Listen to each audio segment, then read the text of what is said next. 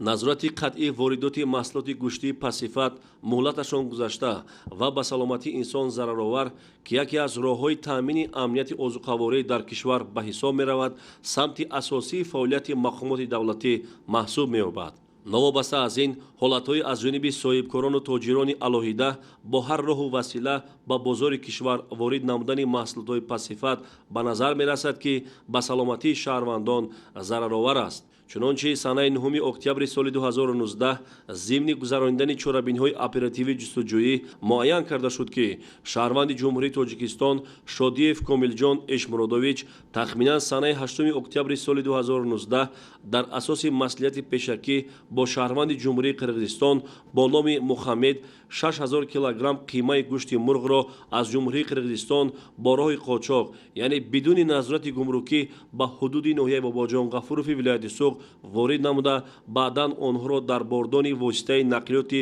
боркаши тамғаи даф рақами қайди давлатиаш 7884 VE 07 TG дар мобайни халтаҳои орд пинҳонӣ ҷой карда ба бозори фаровони шаҳри Душанбе интиқол дод.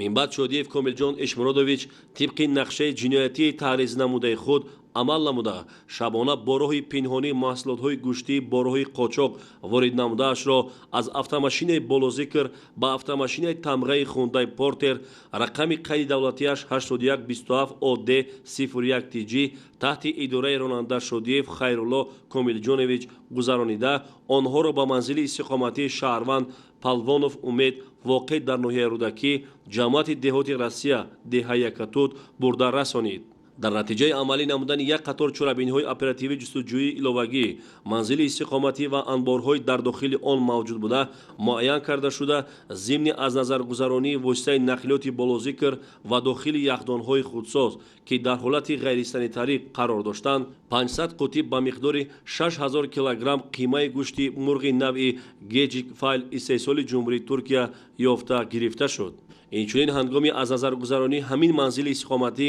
маҳсулотҳои дигари гӯштӣ, аз ҷумла гӯшти мурғи истеҳсоли Федератсияи Россия ба миқдори 1320 килограмм ҳасибчиҳои тамғаи Мипулоҷ, Хотдог, Голден Мипл, дар 172 қутии гӯшти моҳии нави Азизулло истеҳсоли ҷумҳурии Ветнам ба миқдори 300 килограмм қаннод ва гӯшти мурғ навъҳои Амиқ, Фамс, Пардикс ва Сивра дар 51 қутӣ, ки онҳо дар шароити ғайрисанитарӣ ва барои ҳаёту саломатии истеъмолкунандагон зараровар нигоҳ дошта мешуданд, дарёфт гардиданд. тибқи хулосаи ташхиси физикию кимиёвии агентии Тоҷикстандарт аз 12 октябри соли 2019 маҳсулотҳои қимаи гӯшти ёфта гирифта шуда ба миқдори 6000 килограмм аз рӯи талаботи сифат ба стандартҳои мавҷуда ҷавобгӯй намебошанд. мола маҳсулоти хӯрокворӣ ки маҳсулотҳои гӯштие ки ба қаламраи ҷумҳурии Тоҷикистон ворид карда мешаванд, бояд ки аз рӯи